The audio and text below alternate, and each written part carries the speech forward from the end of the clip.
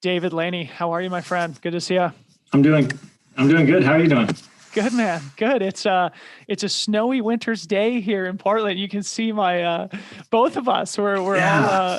We're all bundled up Ugh. with down jackets on, like we're preparing for Yeah. Everest or something like that. I think It's we're getting soft. it's freezing out there. Well, I just got out of my ice bath. It Did was you? it was 33 degrees, so Dude, warming that's back up slowly. that's commitment. Do you have the sauna Yeah. going too? I wish.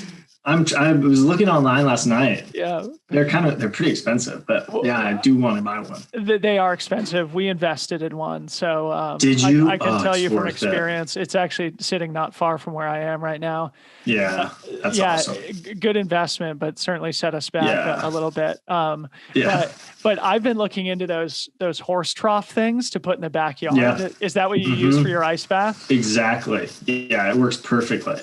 Hell yeah. Yeah. Yeah, it's awesome. You get your Wim Hof going in there. Yeah, exactly. Yeah. Sweet.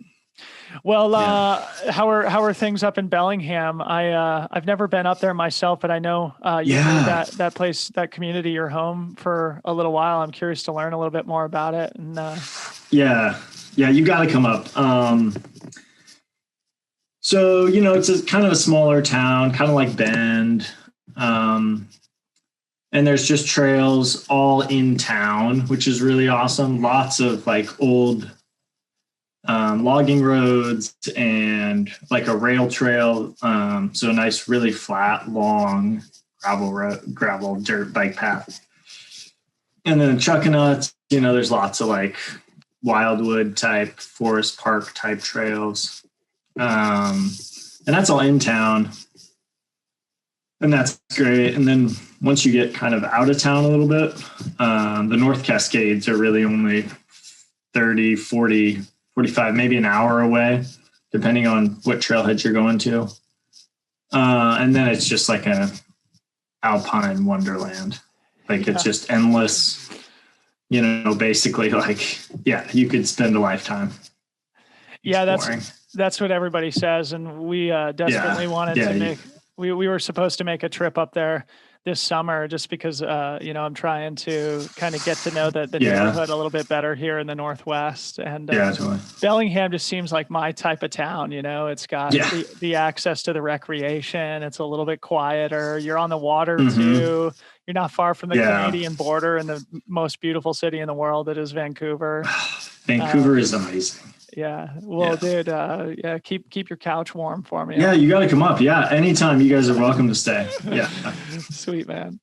All right. it'd be Well, super fun. Yeah. yeah, I mean, I think before we go any further, I think it's important for us to enlighten the audience about our first interaction and where our friendship started, and Yeah.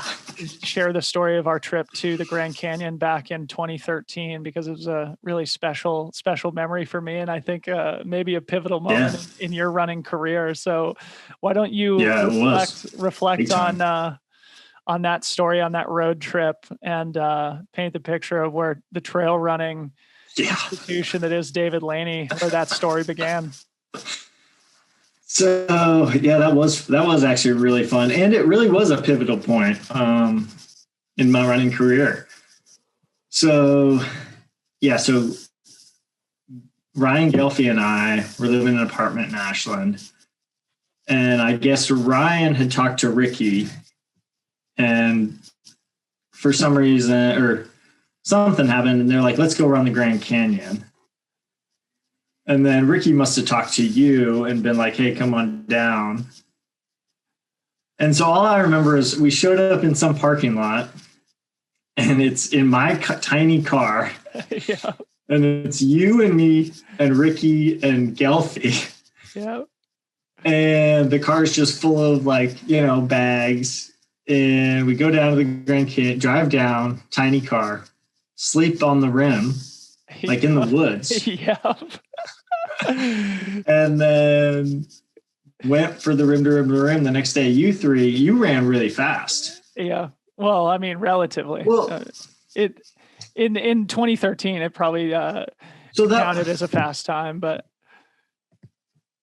I remember, and Yeah, I remember on the way down, we got a text, or you or Ricky got a text that Crar had so we had the idea of getting the FKT. Right. And then as we're driving down, we learned that it got a lot faster. Yeah. So to paint the picture, Ricky and I pick Ricky up in San Francisco. He and I drive out to Tracy, California, which is in the Central Valley. You and Gelfie are driving down from Ashland. We consolidate into one car, and for some reason we chose to get in your car instead of mine. Right. I think you were just like, yeah, I don't mind driving. And so we all pile into your car, and I had just run Miwok the weekend before, but Miwok, which is supposed to be a 100-kilometer race, they shortened it to 60 Ks. And I knew Ricky was going down to the Grand Canyon the next weekend with record-setting ambitions. And so I texted him because Miwok had been shortened and I was getting ready for Western States, and I felt like I needed another long one in order to make up for the lost mileage at Miwok. So I pick up Ricky, and at least he and Gelfie and Jason Wolf, who lived in Flagstaff, who we were planning to meet up with, they all had record ambitions. And at that point, it was Dakota Jones's record at just under 7 hours, I think 6:55 or something like that. And as we were driving down to the Grand Canyon, we received a message, I think from Ian Torrance, that Rob Crar, who is also on the ascent, his meteoric rise in the sport of trail and ultra running, before he'd had sponsors or anything, had just smashed. This is like 2013, right? 2013. Okay, 2013. This is way back. Yeah, so he had just smashed the record, and all of a sudden it became a lot more real for Ricky and Gelfie and Jason Wolf. And then you and I was there to just have a long run, and you were just there for a little road trip. So talk about that, because you weren't even coming to do the full rim to rim to rim. This is before you really had ultra ambitions. So tell us about what your mindset was and maybe how it changed because of that trip. Yeah, absolutely. So I'd run the Eugene Marathon the week before, and was really in like the road, I'd run like a couple trail races, but I was really in the short trail road world still. But was kind of like, I was working at Rogue Valley Runners at the time. So I was definitely in that, like starting to get into that world. Yeah. And then I remember going down there, like sleeping in the woods the night before, getting up really early so we could beat the mule train down. Right. Having just an awesome day in the camp. Like the beauty is just unparalleled. And hanging out with a really cool group of people, and then getting to hang out with the Flagstaff crew, like Brian Tinder and all those guys after. And it was just like, like we talk about the ultra community a lot. Yeah. But you just like really feel it, and you're like, yeah, this is better than road and track, like way better. Like I just really like, not those guys are cool and all, but they mostly do their own thing for the most part. Right. And so it's just like, yeah, this is awesome. Yeah. So you just kind of like did your own loop in the canyon, while we all kind of like suffered through the rim to rim to rim. Totally, yeah. Did that sort of like, was that one of the initial motivators for you to actually like step up in distance or move away from kind of the road and shorter racing scene and try your hand in trail and ultra running? Yeah, it was like a new idea to me that one could just go out and spend, I think I spent probably 5 hours out there. Right. But like I got a lemonade at Phantom Ranch and I wrote my mom a postcard, and like I still ran probably 25 miles. Right. But I hiked and just kind of like just went out and enjoyed it. And I was like, this is awesome. Like this is kind of training. And it was like really eye-opening that training didn't just mean getting on the track and doing intervals or going out and doing a road tempo. It's like really, really fun. Yeah. So some of the highlights for me, I mean, one of the things I thought was so funny and memorable, you're like a relatively quiet guy, and you weren't like terribly talkative. And the thing that I remembered was that you drove every minute in each direction, and I think it's like a 15-hour drive from Tracy to Probably. Flagstaff. And of course, you guys came even further because you started in Ashland. And it was just like, whenever we volunteered to jump in the driver's seat and give you a break, you're just like, no, I enjoy it. I enjoy the drive. It was so funny. And also you mentioned us sort of crashing out in the woods, sort of dirt bagging it. It's probably a legal thing to do where we were doing it, but hopefully the statute of limitations has run up from that. But then, also, I think we did we stay at Brian Tinder's house or Ian Torrance's house? So, yeah. I think we stayed at Ian's house before for a night and then Tinder's house after for a night. Yeah. Well, what a great memory, man. It's like, we had the front row seat to David Laney's first foray into real trail and mountain running. So I think, I can take personal credit for all the success that you've had along the way. So it's awesome to reminisce. It was really fun. Before we kind of get a little bit closer to more present day, I want to talk about the 2015 UTMB because that was like one of the most amazing things to watch that year. And I was doing the English commentary as you guys were battling it out for the 2nd through 4th positions. And you just ran like such an incredible race that day, just like the most textbook executed performance on that race course, that I can remember in recent memory. So we all have these like magical races, right? Where things go really well and we just execute things flawlessly and we can look back with like huge pride at having sort of like figured it out, at least for one day. You going from like 30th or 50th place or whatever you were in Lake Contamine to third place at the finish, making up huge deficits in the second half of the race. Talk a bit about that performance, how you look at it now with almost five and a half years of perspective, and what maybe you learned from it and how it kind of shaped your career and how you approach the sport. Yeah, that's a really great question. There's a lot there. I think the first thing, so I'd run a couple hundreds, not super. I'd run Western States a few times before, but it was definitely my first 100, big mountain 100. That was going to take more than like a longer time. And so looking back at it, the thing I was like studying was really more the people who'd raced it rather than the course. And I was like, the person who's run this race the best of anyone in the world is Rory Bozio. And so I just essentially looked at what she did and tried to copy it. And she just paced it flawlessly. She was she was way back. She was in like the, 80 to 100 at 50K. Yeah. And then, she got 7th overall, first female. Incredible performance. Well, seventh overall. Right. Yeah, the best ultra performance ever. Before we go any further, I think it's important to sort of highlight this because I think people who are newer to the sport don't remember this performance from Rory Bozio. Yeah. And it was actually 2013, the year that you and I met at the Grand Canyon that this happened. Yeah. And what you're saying is totally true. Rory just absolutely stormed the second half of the race, ultimately broke the course record by like 2 or 2.5 hours and finished 7th overall. And the course record that she broke was Lizzie Hawker's course record, who at that point was the best in the world and maybe 4 or 5 time champion of the UTMB.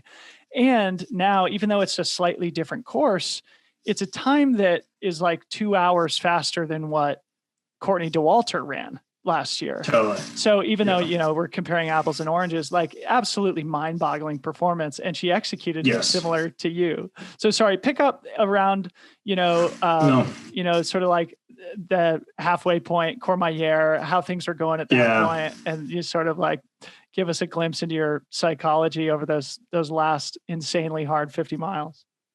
Yeah. Yeah. So I essentially tried to mirror what she did, went out really pretty conservatively, and it was in kind of the 40s and 50s. came into Courmayeur, like just really comfortable. I don't know what place I was in, probably low 30s, maybe high 20s. But just everything was just pretty casual. And then after Courmayeur, things started to click. Going up Grand Col Ferret, felt really strong. And then after that, kind of let the reins off. And then I was like, if I can race, like start racing now, this is kind of the time. Came down Grand Col Ferret. And then it's like, you have a really nice 20K of like pretty quick running. Yep. And at that point, I just started really getting after it. And then the last 3 climbs, all I can remember is thinking at one point I was going to die. Yeah. And it was just like this like vicious cycle of pain turning into energy. And so I could just go harder. Just the more I put into the machine, the more energy would come out. And it was like pure bliss, like torture, but bliss at the same time. And it was insane. Dude, yeah. I mean, what a beautiful way to describe it. I think we all can sort of point to races or even training runs that we've had where that feels to be the case, where like you feel the energy and you have like that pep in your step, even though like you're just completely suffering.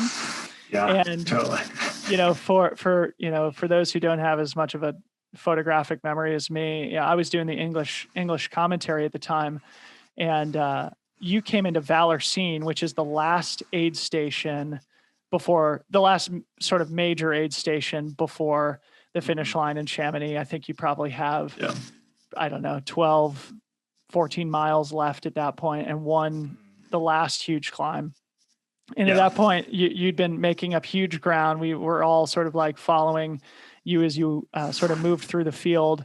But you came through in 4th place there. You're about 15 minutes behind Seth Swanson and Luis Alberto Hernando, who were battling out for 2nd and 3rd. And of course, this is the year Xavier won by an hour in an absolutely amazing performance. I think it was his 2nd victory.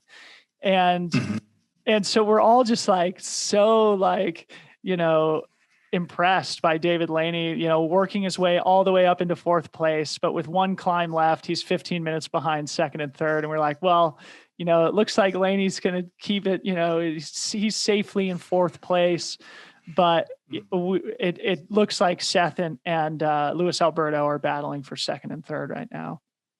Yeah. So pick up there, because that the final climb of the race as you go up to the Flagère, I mean, is sort of an infamous part of the course, a notorious part of the course. And you managed to make up like all 15 minutes or 13 of the 15 minutes. And so pick up from there, and then how it ultimately played out on the final downhill and on the streets of Chamonix. Yeah. So come out of Valorcine, run up you're kind of just off the side of the road for 5K.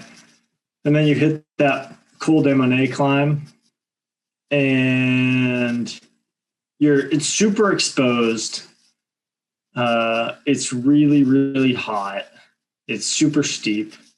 And that's the moment, like probably at 3/4 the way up that climb, I was like, I'm going to die out here.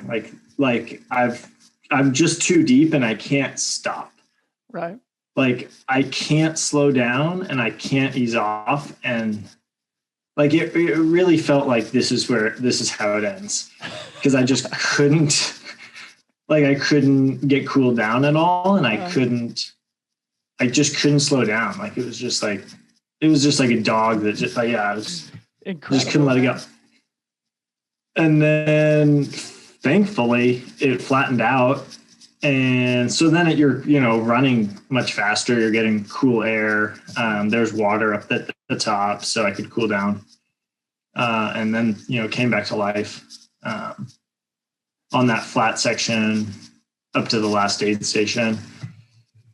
And then came through there and people were just yelling. I think that's where you were. No, dude, I was on the. Oh, you were at Valor. I was on the mic, dude. I was in Chamonix watching this. Doing the live commentary. Okay, somebody was up. It was the best, man. It was the coolest thing ever. Yeah.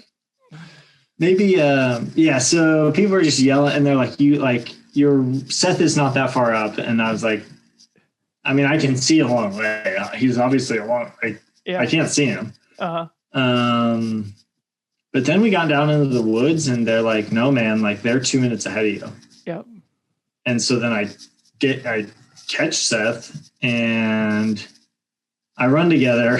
We run together for like a minute or two, and I'm like, how far up is Luis? And he's like, not that far. And I was like, well, let's go get him. Like, let's work together.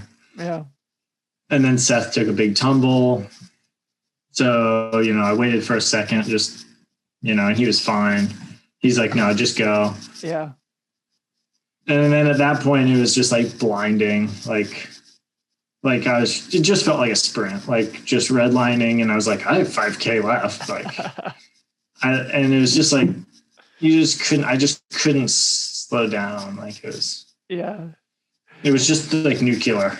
It's just like, so for the audience, I mean, that means that you basically went from like 50th place at Lake Contamine to third place at the finish, and absolutely like textbook executed race performance. Compliments of Rory Bozier as examples. Yeah, she gets all the credit. Shout out to Rory.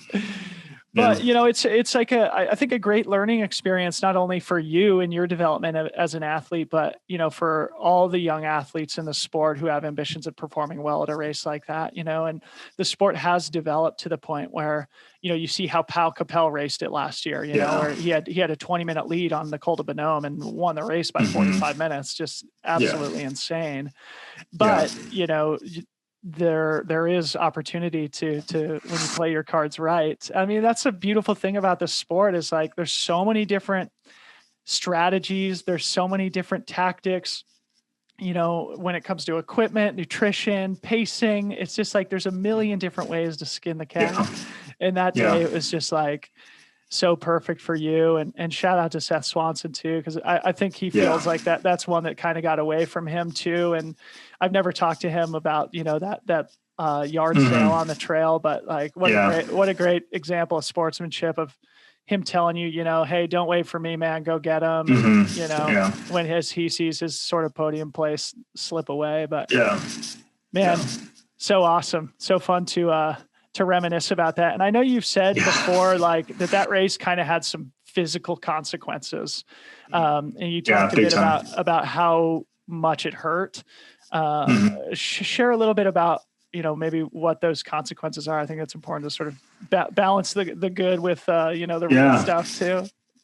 Yeah. So I came back to the States, and I remember the month of September, was just like it was a difficult month. I just remember waking up every day and feeling like I got hit by a bus, and just like going out for a little jog and being like, there is something very wrong with my body. Yeah. My feet, like I couldn't feel my feet for about 3 or 4 months. Like no feeling. Like they were super swollen after the race, and then I got on an airplane, they got swollen. They were just like really messed up. Yeah. I spent most of that month like in bed. Yeah. I really didn't do any, like I just, and it took probably 6 months to get back to running where I felt good and normal. I think it was definitely the longest I've ever run really, really hard. Yeah. Yeah. I paid for it. Yeah. I mean, I think we've all felt that to one degree or the other. And it's sort of like, the price you have to pay, I guess, sometimes to have these like transcendental life experiences out on the trail, but like, it's not always, easy to deal with in real time. And I think, part of the reason why we see so much attrition in UTMB is because people don't really race with the mindset that you did that year in 2015.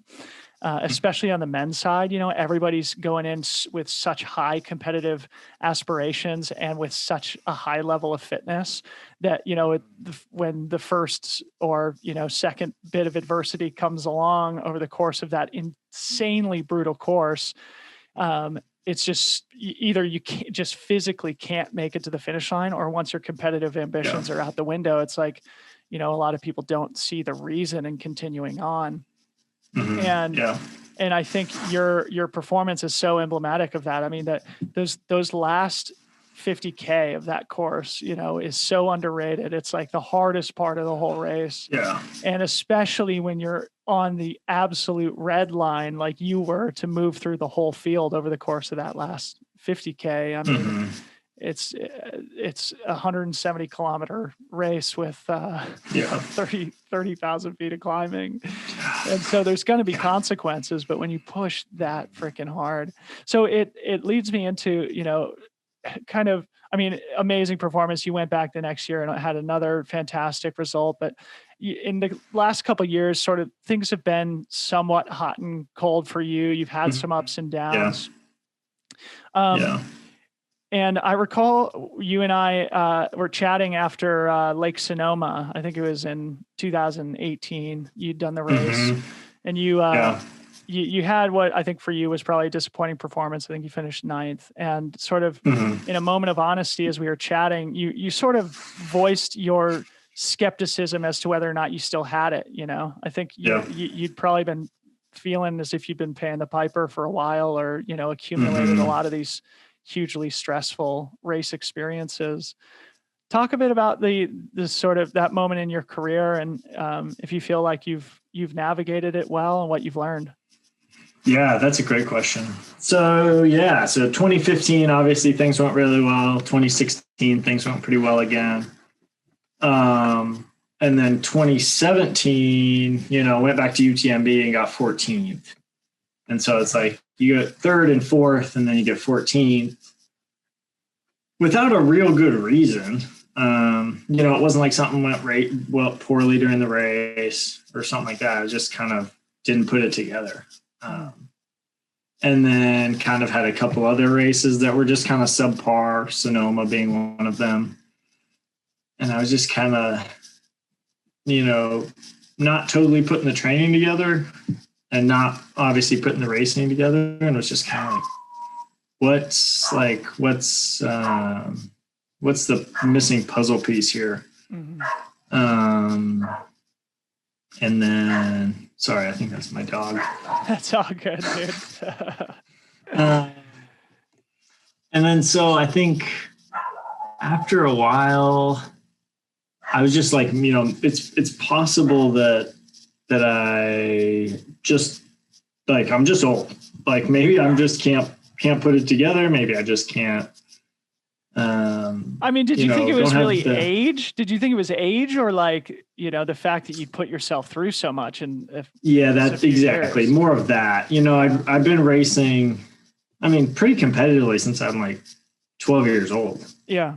And I'm like, maybe I've just punched my ticket enough times, and but I would still go out and have sessions and put together weeks and be like, oh, like this went well. Like I should be able to put together a race, but it just never came together.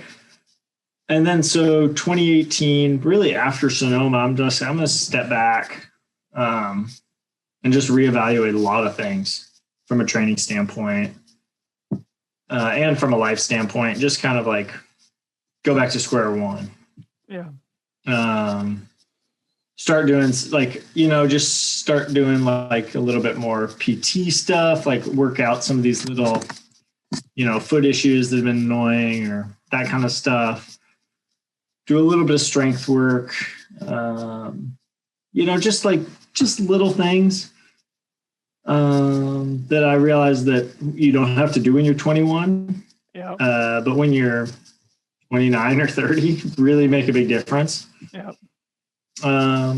So yeah, 2018, 2019, we're really more focused on just kind of like putting the pieces back together and see if we can make another run at it. And yeah, now I feel as good as I did in, early years. That's amazing, dude. Yeah. And it's so good. Yeah. I think for people to listen to someone like you talk about the things that they learn. So maybe give some of the concrete things. Obviously you said you were doing some PT stuff, trying to improve your strength. Anything in particular that you think you did particularly well to get back to a point now where you have total confidence in your body and in your fitness again? Yeah, one of the biggest things, and this has kind of been a blessing in disguise of the last year, but man, not racing, like when you can put together a 20-week block and not have a race and then stack another block on top of that, like I feel so much better when I don't race all the time. Wow. Yeah. Yeah, your fitness can just like keep bumping. I mean, when races start happening back, guys are going to be fit. Yeah. Like it's going to be insane. Right. Or they're going to be like totally not fit. Yeah. At least race fit, there'll be some epic implosions. Dude, totally. It's such a good point. And I think, you and I have both kind of lived through the sort of like overtraining syndrome period in the sport, which I feel like as a sport, we've navigated pretty well. But to your point, I think a better word for it is over racing syndrome. And there's so many examples from our generation, and I'm a little bit older than you, been in the sport a little bit longer than you, but we're both veterans at this point, of people who, aren't necessarily like, they're training hard, but when you have those sort of like epic energy implosions that it takes a couple of years to come back from, it seems to be more correlated to putting ourselves through those like absolute vision quest experiences where we're just tapping the bottom of the well, like you did at UTMB in 2015. And where you see like, well, I was third in 2015 and 2017, I'm 14th. Like, it's not like I'm training that much less or whatever. It's, probably a situation where your body just can't tap that button again or whatever you said, and, it's a fucking hard thing to navigate. And I think you just said that you've been a runner since you've been running competitively since you were 12 and probably have a lot of your identity wrapped up in being able to run fast. Did you have any sort of like in introspective moments? Did you ever, how did that impact sort of like your feeling about yourself and your worthiness of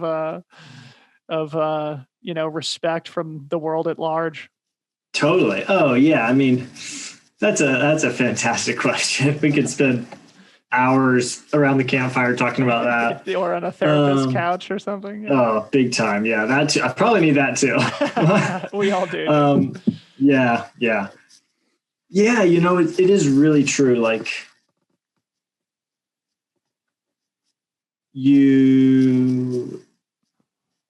I think, athletes in general, like wrap their identity, like absolutely. I'll say it for myself. My identity was in the fact that I ran a lot. Yeah.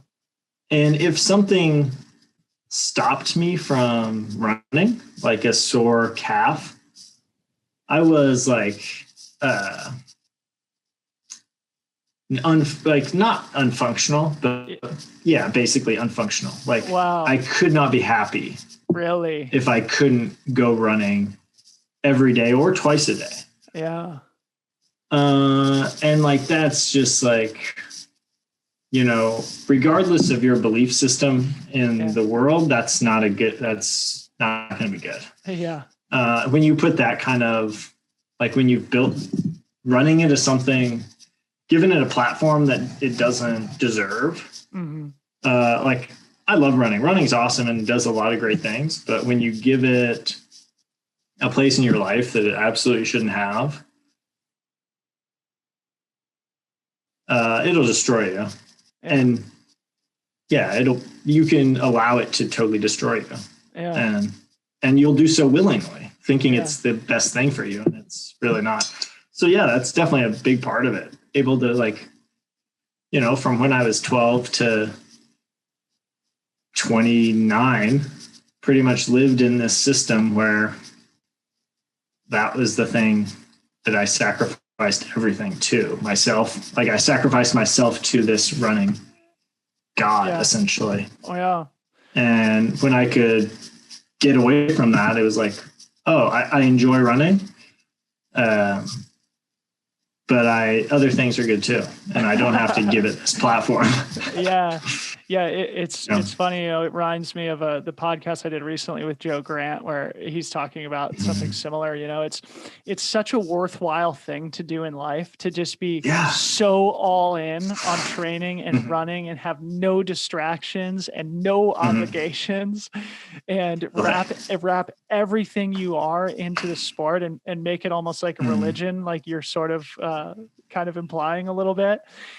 But I mean, God damn, when it starts to unravel, that's a precarious position that you're in. And so as long as you have awareness that like it's a fleeting thing and it's not going to last forever, and you're going to need to dissociate to sort of like your feeling of being a good person from your ability to perform well. I think that's a tough lesson that we all have to learn. So appreciate you sharing that. So totally. Let's talk about some big news that you made recently. Something that I was at least surprised to see when you made the announcement. That is you signing on with a new partner, a new main partner. Oh yeah. That is Craft Sportswear. I have to correct myself because in an earlier podcast, I said something to the effect of that Craft was a Canadian company, and I had multiple people reach out to me and say, no, they're Swedish. They're Swedish. So my bad to Craft Sportswear and the Swedish listeners out there. Well, I think first, just like tell us a little bit about the brand, since they're sort of newer to the trail running space, but they're big in like Nordic skiing, winter sports. And it's awesome. It's awesome to see a brand sort of put so much investment, not only in athletes, but in product. So talk about Craft, that partnership, how it came to be, and just a little background on the brand. Yeah, totally. Yeah, so they're Swedish, exactly like what you said. Really in the ski world. I've been actually road cycling as well. I use their stuff for road cycling for a long time, and it's just really good. So I was familiar with the brand, but it wasn't until Tommy actually sent me an email about a year ago, about maybe April or May of last year. And was like, hey, Craft's starting a trail team or long distance running team, essentially. Do you have any interest in being a part of that? And I was like, my contract's up end of this year. Like, I'd love to chat. And then, after talking to him and seeing what was going on, I was just like really psyched on it. And so it ended up being a really, really good fit. And I was really excited. The new shoe came out, it's been out for a while, but launched on their website last month. And it's really, really, really fun shoe to run in.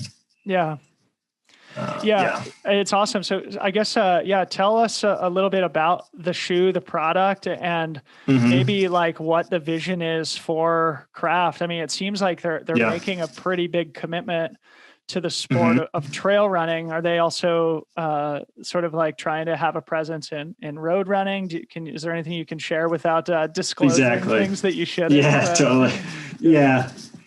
They will do. They'll have. I think this is public, but there'll be multiple shoes, trail and road, racing product. And they're really, really good. The Carbon, CTM Carbon, which is their shoe that's out right now, is kind of a little bit more versatile. An ultra shoe, but kind of like a road trail hybrid.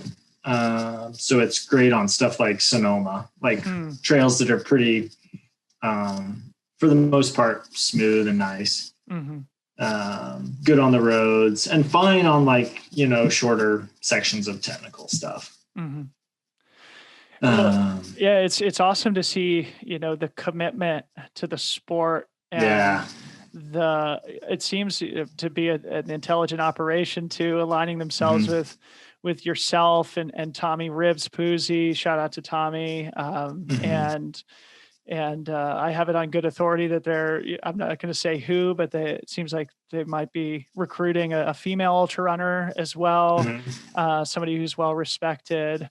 So, and of course, with Tommy's situation, I think it's just amazing that they've, so stridently stood by his side through what's been an incredibly challenging, difficult year for himself and his family. Have you had any communication with Tommy about craft or his situation, or is there anything you can share that's not divulging? We have like a team group thread, and so it's just awesome to be a part of that. I mean, he's a fighter for sure. I'm inspired every day, and just You're rocking your Team Ribs hat right now. Yeah, always wearing it for the listeners. Well, I feel compelled to read something that Tommy posted on his Instagram that I think is emblematic of Craft's commitment.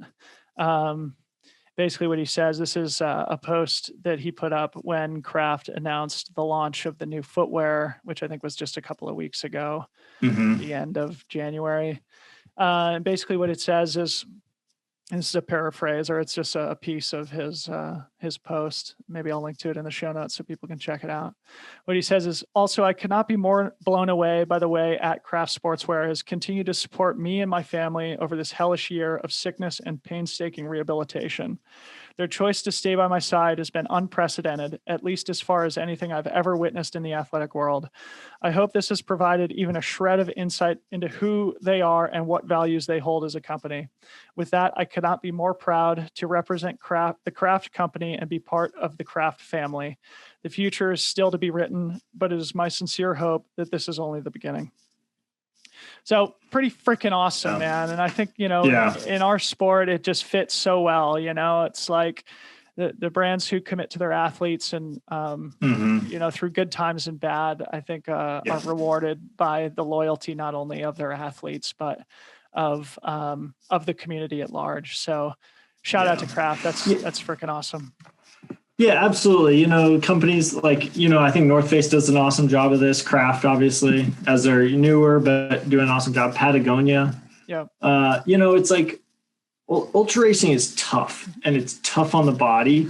And if your model is getting people for a few years and then, whatever, like that it's not going to work on the trail, and it's not going to inspire the trail community. Yeah. And so I think, there's brands doing really awesome stuff, keeping people on for a long time. Yeah. And also, you have years where things just absolutely suck. So it's totally good to not feel that your livelihood is in danger when things like that happen to you, like Tommy's situation, like, holy shit. Totally. God damn it. Yeah. It's amazing. Yeah. Right. Yeah. So I'd be remiss if I didn't ask, you're an Oregon boy. I think you grew up in the Portland area under the influence of the big swoosh for a long time. You were part of the original trail team from Nike, without saying anything that's, I'm obviously I know you well enough to know that you wouldn't, disrespect them or whatever, but was there any, sort of feeling of, second guessing yourself about making this big sort of career move at the time that you made it? Yeah, that's a great question. Yeah. I mean, I grew up in Portland. When in middle school, I went out and pitched, like designed and built a shoe and pitched it. Really? It was like a school project? Designer. Yep. Cool. Alberto Salazar was one of my high school coaches. So yeah, I've been in the shadow of that for a really long time. And so, making the decision to leave a company after a long time, was a thing I really thought a lot about and had to really like step back and decide what my priorities were and what my goals were. And it took a long time to make that decision. But yeah, by the time it was time to make the final decision, I was crystal clear in my book, and I was so excited. I'm really thankful for the awesome people at Nike and the awesome opportunities, and really, really thankful. But yeah, it was a crystal clear decision. I was excited to run for Kraft going forward. Well, good. Yeah. Well, you don't need to say anymore. And I think it's a classy thing. And, I appreciate you sort of sharing that part of the decision-making, because I'm sure people are interested to hear, and I recorded a sort of just a commentary podcast where I talked about the fact that Nike had lost both yourself and Camille Herron. And, obviously, like, who are we to judge their priorities or whatever? And I think, Pat Werhane has probably done the best of any sports marketer in the world of trail and ultra running of identifying and supporting young athletes as they've been on the rise in the sport. And, it's sort of turned their team into like a feeder system to other teams. But, they do a good job making good product, obviously, and they've got bigger fish to fry. It seems that, so anyway, not to be critical of them, we don't know what those decisions come down to. So yeah, totally. I'm just glad that you're in a good position. So yeah, I'm excited. So catch us up on where you are now. Like, how's your running going? How did this year of no racing did it reveal anything new to you? Any silver linings that came from it? Yeah, that's a great question. I guess the biggest thing is, like, I wake up every morning and I'm just so hungry to race. Like, me too. This is the longest. I know, isn't it? It's just like, oh my word! Like, it's been a year since I've actually raced, and man, it's just like, it's been great because you can just train perfectly properly without any tapering, without any recovery, like, proper cycle, obviously, but like no big recovery blocks, no big tapers. So yeah, fitness is awesome, but it's hard to be like, where am I going to put this? Right. Yeah. So anything on your radar?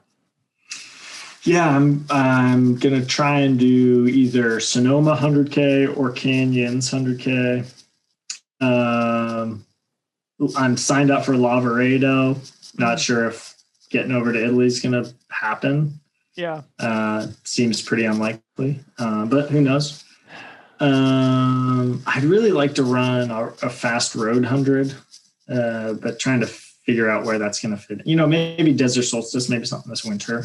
We'll talk a little bit about, speaking of fast road hundreds, the 100-miler that you did here in Portland this past summer. Yeah. Talk about maybe what the purpose was behind that, and also what you learned from that little 100-mile time trial experience. Yeah. So I did 100 miles on a 4-mile loop in downtown Portland's waterfront to raise funds and awareness for an organization called Charity Water that digs and provides clean water wells in the developing world.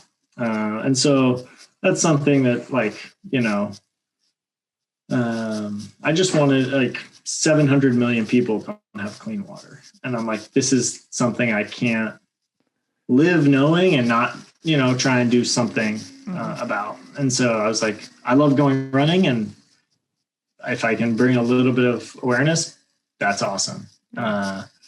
So I ran 13 hours and 20 minutes, and it was just kind of like a fun, casual day. A lot of people came down and jogged a lap. And yeah, man, doing 100-miler just for fun is actually really fun.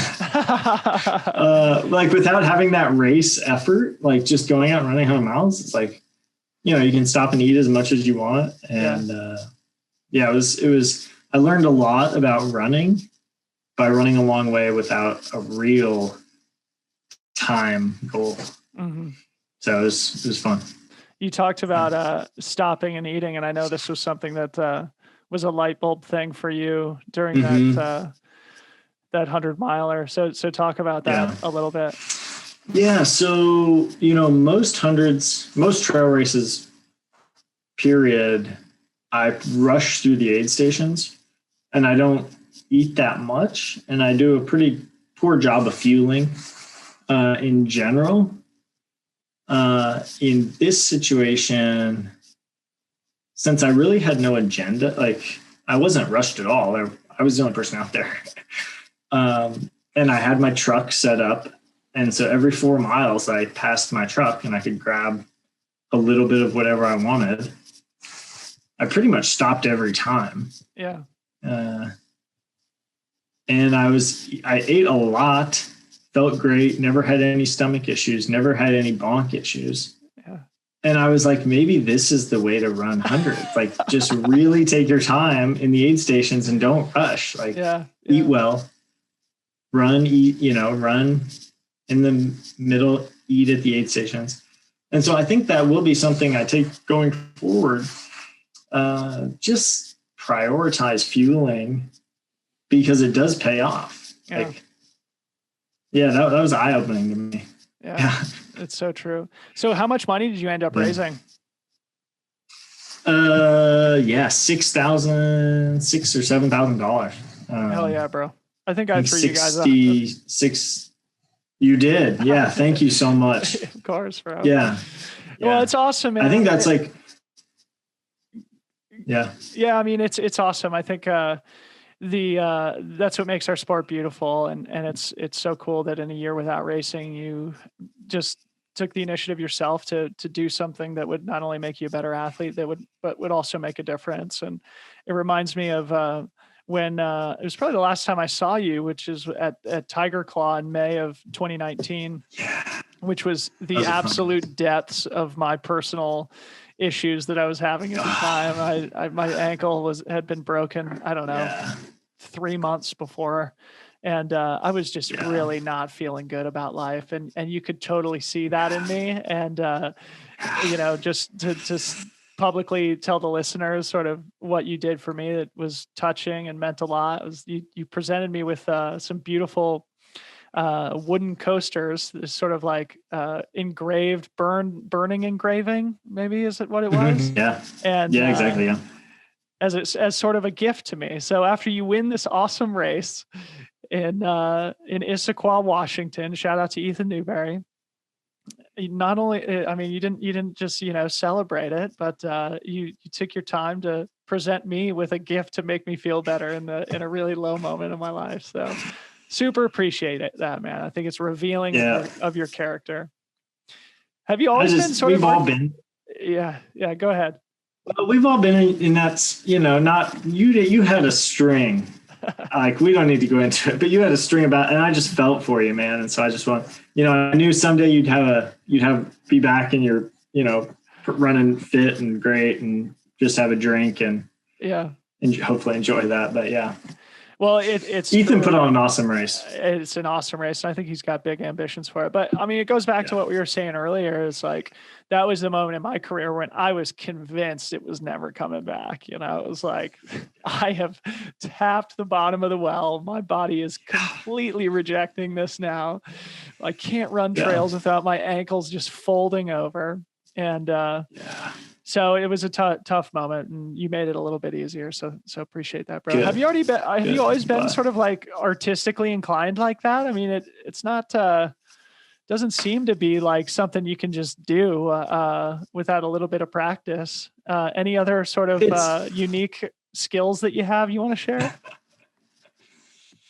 I'm always messing around with stuff like, if I get like stressed out, I do a lot of watercoloring. Mm-hmm. I'm not good at any, or like wood burning or watercolor, painting stuff. Like, I'm not very good at it, but it's just relaxing. And so you do artistic stuff consistently? Yeah. Bro, a couple times a week usually. You got to share this stuff with your fans, bro. It's really not good. You got to take pictures and post it on your story. If not, like, put an art store up on your Trails and Tarmac website. Oh, so people go shopping.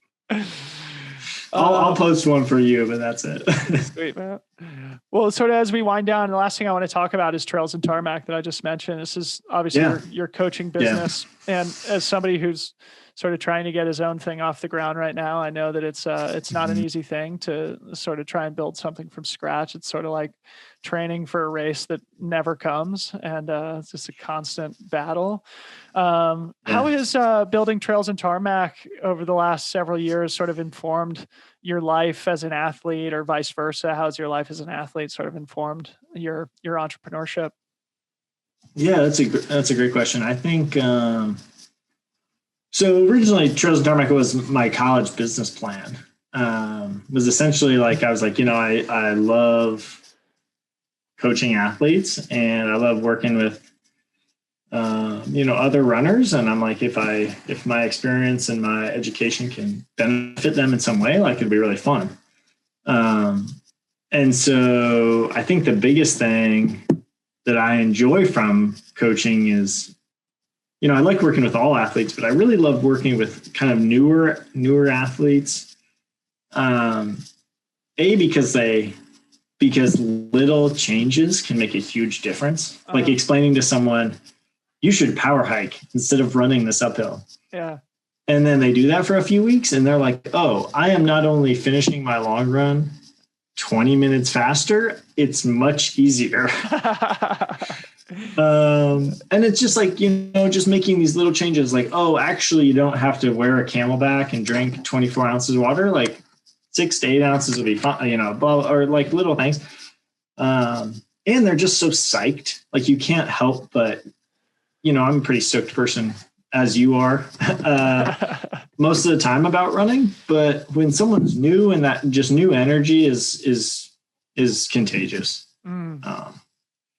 So I love just, working with a few athletes and doing that stuff. Yeah. So it prompts me to wonder whether or not, like, you have a coach yourself. I can never remember you sort of like talking publicly about coaching guidance that you've had. Yeah. So how has maybe coaching other athletes helped you to tweak your own training, and sort of, is there somebody who provides that leadership and guidance for your training? Yeah. So, I work together with one of the other Trails and Tarmac coaches, Brett Hornig. So we were college teammates, and so he knows, like, my whole training history and kind of what works and what doesn't, since 2009, basically. So yeah, he really does in the end write the training. And it's just a smart version of what I would have written. I would have written 12 times like, hey, he writes 10. Yeah. So yeah, you take, 20% of the volume off or something like that. Exactly. Yeah. And if he writes it, I'll do it. If I write it, it's just, it's nice to have somebody like that who you just keep you accountable. It's and genius. Can kind of tell you when you're being stupid. Yeah. Totally. I mean, just looking back at when I first got connected with my coach, Jason Coop, two things that you said are so specific to our relationship. One was that my overall training volume probably came down, but also my training quality went way up.